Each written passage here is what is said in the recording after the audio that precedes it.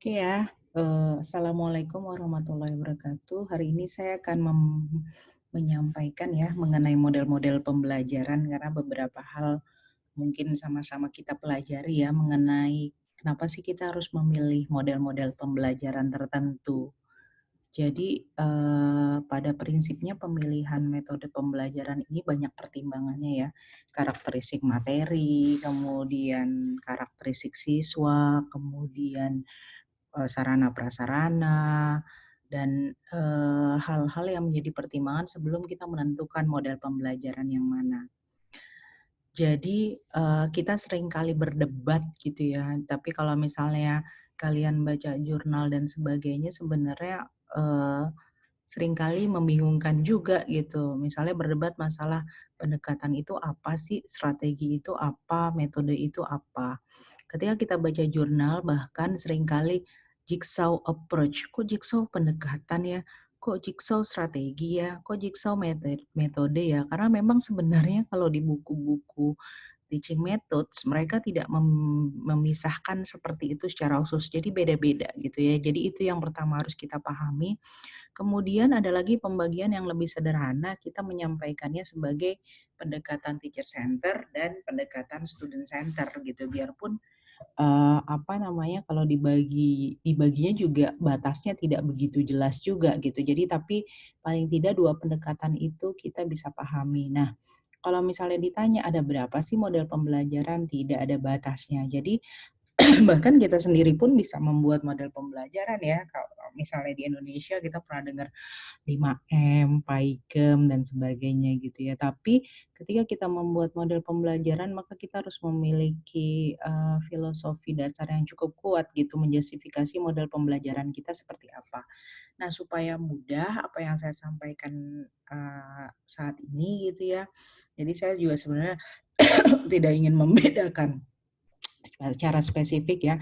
Tapi kalau misalnya kita lihat sebagian besar menyampaikan pendekatan itu adalah filosofi, sudut pandang kita terhadap proses pembelajaran. Kemudian strategi itu merupakan prosedur sistematis ya dalam aktivitas pembelajaran. Nah, maaf, metode itu biasanya lebih khusus, jadi cara yang digunakan gitu ya. Metode apa sih gitu. Nah, model ini ada di mana?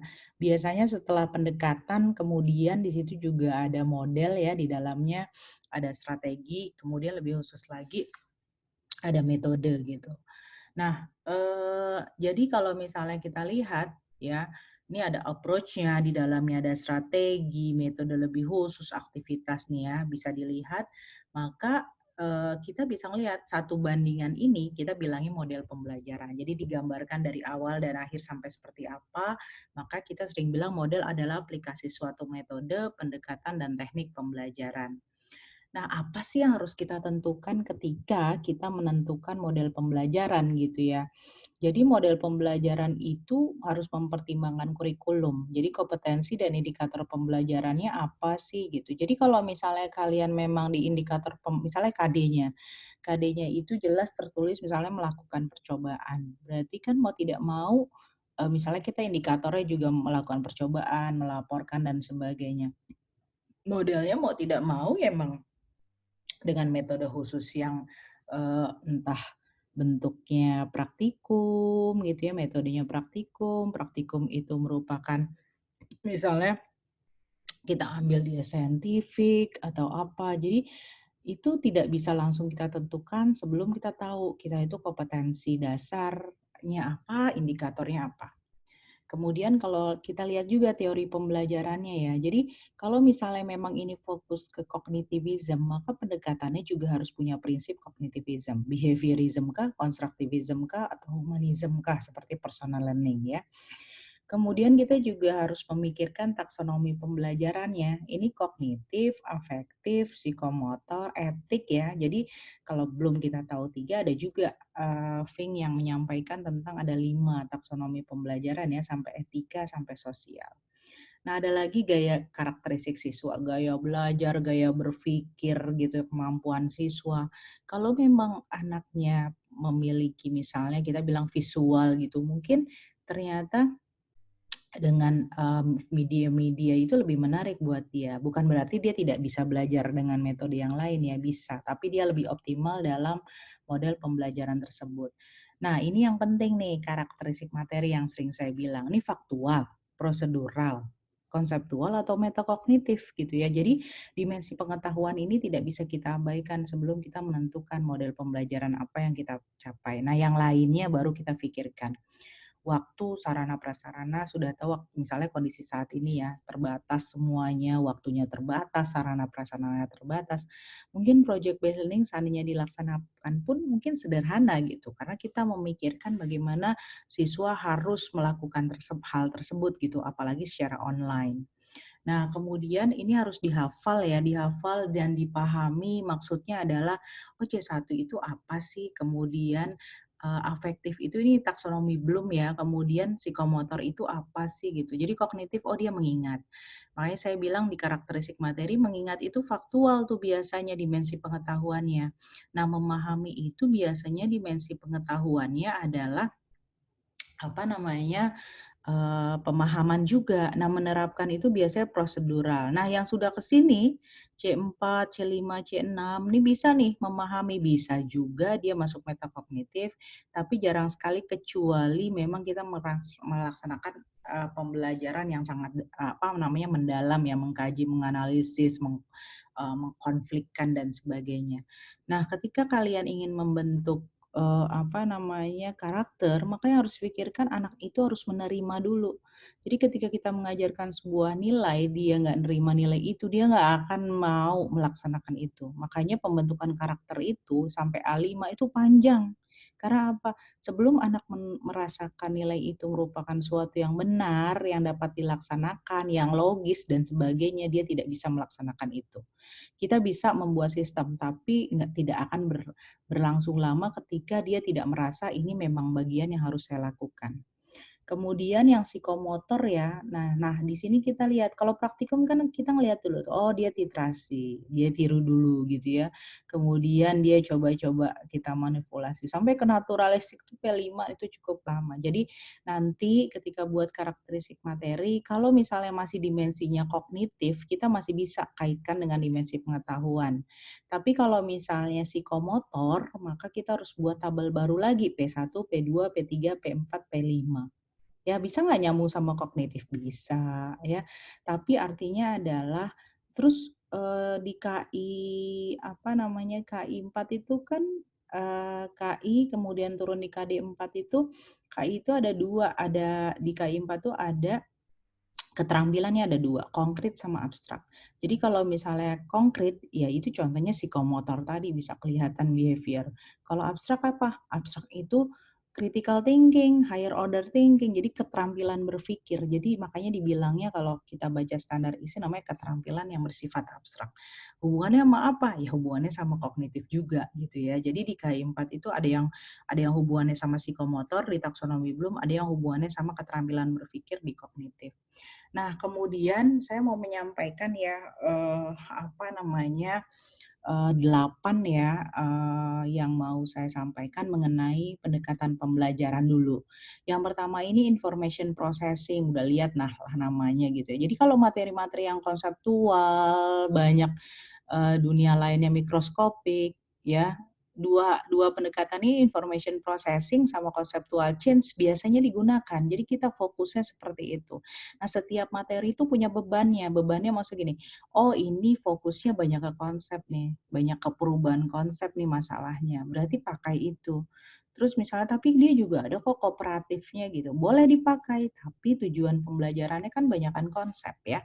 Jadi ini bagaimana processing informasi, kemudian ini perubahan konsep ya. Jadi kalau yang miskonsepsi itu pakai conceptual change, kemudian behavior system itu contohnya misalnya praktikum, personal learning itu refleksi, saya sering minta Anda refleksi itu ya, itu adalah personal learning sebenarnya.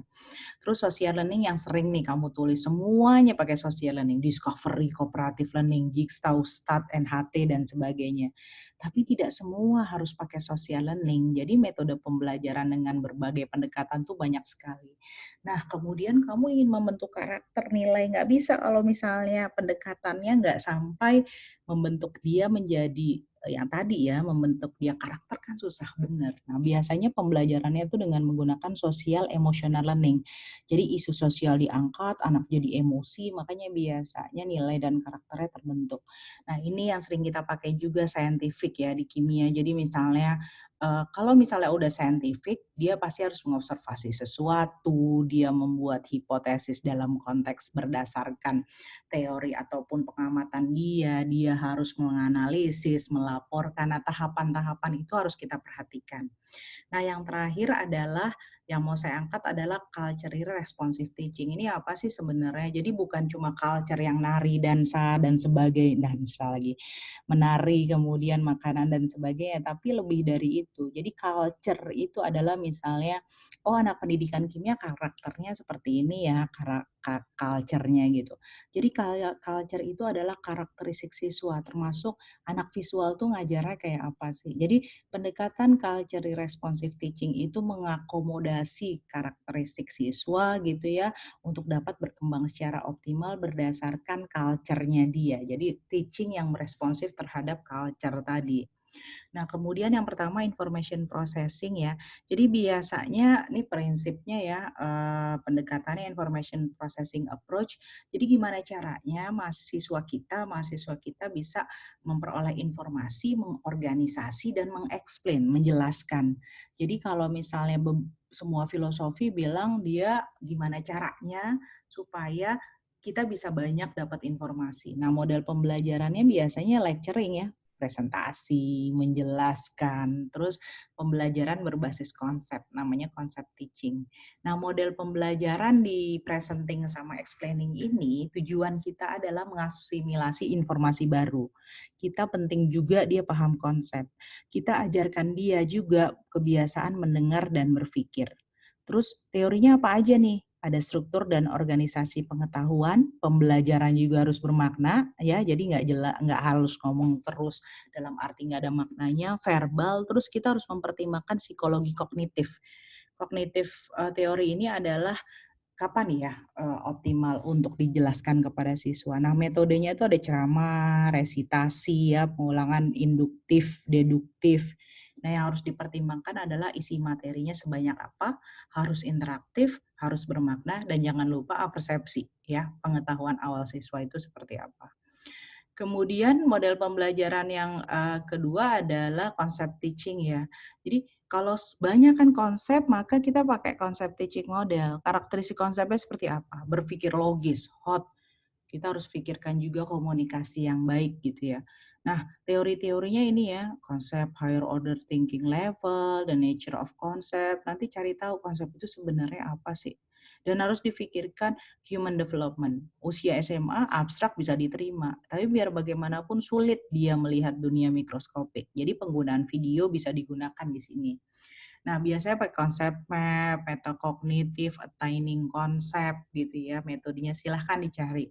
Nah, ini semua materi yang kemarin kita bahas, struktur atom, ikatan kimia, dan sebagainya itu banyak ada di sini. Nah, yang harus dipertimbangkan adalah pemilihan konsep, kesiapan siswa, analisis kemampuan berpikir siswa, dan lingkungan pembelajaran yang fleksibel. Jadi kalau anaknya kelihatan sudah jenuh, kita kasih konsep juga kurang, ya berarti kita harus modifikasi lagi model pembelajarannya. Silahkan lihat model pembelajaran ini bisa ada di jurnal ya. Misalnya ikatan kimia biasanya metode apa sih, struktur atom apa sih, stokiometri apa sih, ya seperti itu. Nah, kemudian ada namanya conceptual change. Nah, biasanya ini conceptual change itu makanya sering dibilang different forms of representation knowledge. Ya, namanya juga conceptual change, perubahan konsep. Jadi, anak dianggap salah konsep karena berbeda dengan konsep yang dipahami oleh para ilmuwan. Ya, ilmuwan itu jadi standar. Jadi, misalnya kita bilang, oh dia kok nggak tahu ya kalau misalnya atom sekarang udah bukan partikel yang tidak dapat dibagi-bagi lagi saja gitu. Jadi karena dulu hafalannya atom adalah partikel terkecil yang tidak dapat dibagi-bagi lagi, padahal perkembangan atom sudah kemana gitu. Jadi karena kesalahan konsep itu misalnya, oh semakin kuat asam misalnya, berarti bisa dilihat dari asam kuat apa namanya kita tidak bisa menjelaskan tentang H plus nggak ada hubungan misalnya gitu ya. Jadi banyak salah-salah konsep seperti itu, maka biasanya pendekatan pembelajarannya dengan conceptual change. Nah, saya suka cerita tentang konflik kognitif ya. Jadi misalnya kalau bilang reaksi kimia itu kita sering pakai Ki dan PbSO4, jernih-jernih jadi berwarna gitu. Terus anak-anak tiba-tiba kita contohin lagi NaOH sama Cl, kok nggak ada warnanya? Terus kita tanya reaksi kimia nggak? Nah, otaknya akan konflik karena buat dia reaksi kimia itu harus ada perubahannya. Ternyata kok ada ya yang nggak berubah, ya seperti NaOH dan NaCl tadi, gitu ya. Nah, beberapa yang lain lagi ada generative learning, learning cycle ya biasa digunakan untuk mengubah konsep ini. Nah, ini beberapa tahapannya ya, kalian bisa lihat gimana prinsipnya prior knowledge, establish the context, terus curiosity, investigasi, kemudian kita reflect juga pas di akhir udah hilang belum nih miskonsepsinya.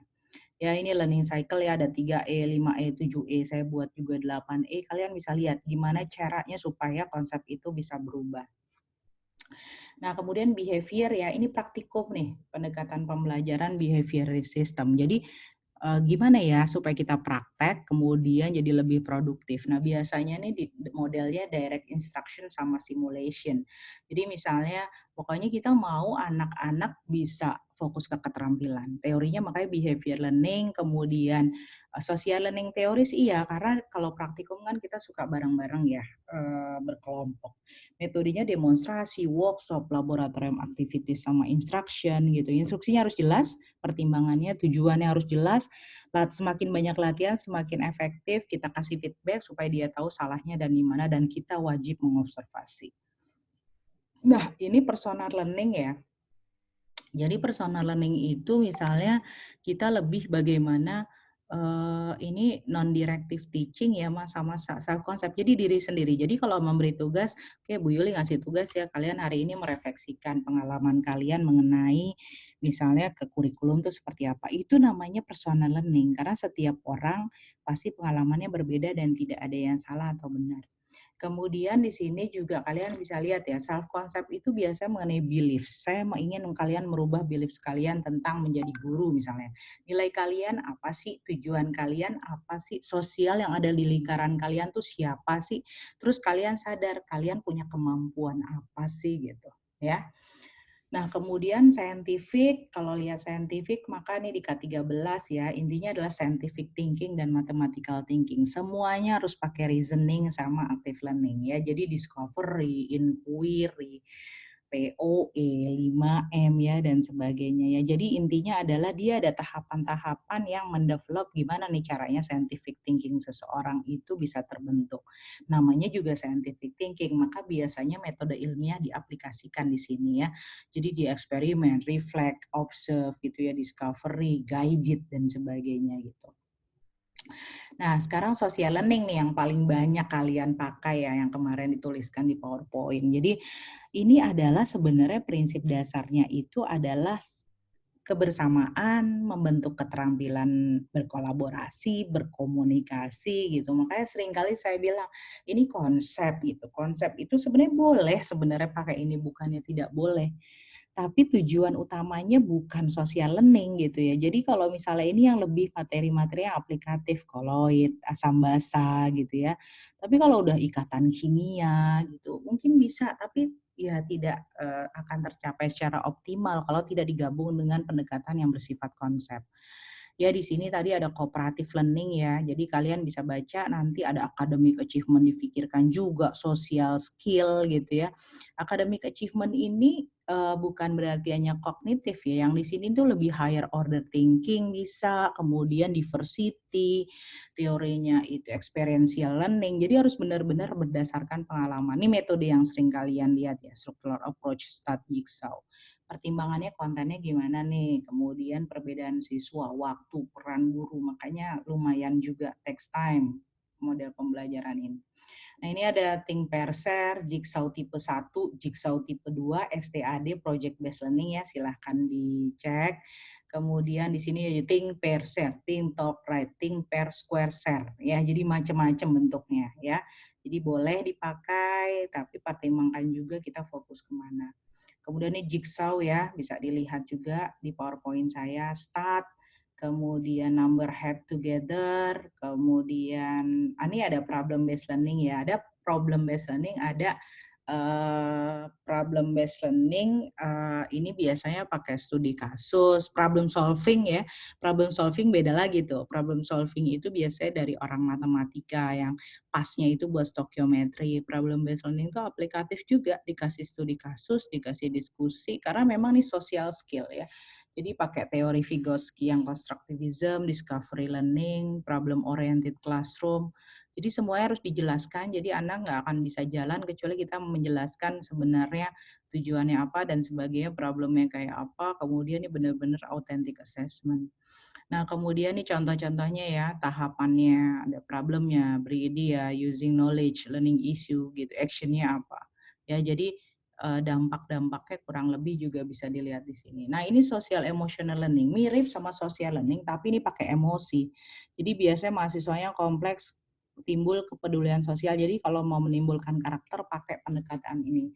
Ada dilema, ada problem solving, mirip kan sama social learning, juga dikasih studi kasus, tapi ini studi kasusnya benar-benar nimbulin dilema.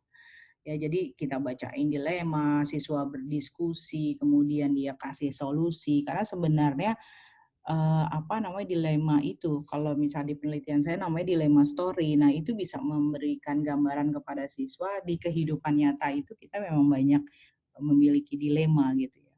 Nah, yang terakhir adalah culture responsive teaching. Jadi model pembelajaran yang responsif gitu ya terhadap culture siswa.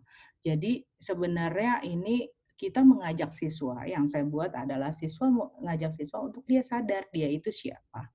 Kemudian culture understanding ya, culture understanding bisa juga sebenarnya pakai ethnochemistry ya, budaya dalam sudut pandang kimia. Tapi bisa juga misalnya dia paham, tadi ini di self understanding kita tahu gaya belajar dia, culture latar belakang budaya dia, kita minta dia berkolaborasi, dikasih studi kasus, minta dia merefleksikan nilai apa, budaya apa yang berubahlah, kemudian bagaimana dia melakukan transformasi. Jadi model pembelajaran ini juga biasanya nggak sekali pertemuan ya, bisa 2 atau 3 kali pertemuan, karena proses ini meaningful ya, meaningful dalam arti dia tahu dirinya, dia paham latar belakang dia seperti apa, dia melakukan kolaborasi, konflik dengan temannya, dia kritikal, akhirnya dia melakukan transformasi. Nah, kemudian nih contoh-contoh yang saya kembangkan ya, ada Roti Buaya, Dewi Sri gitu ya, ini khususnya dalam pembelajaran kimia.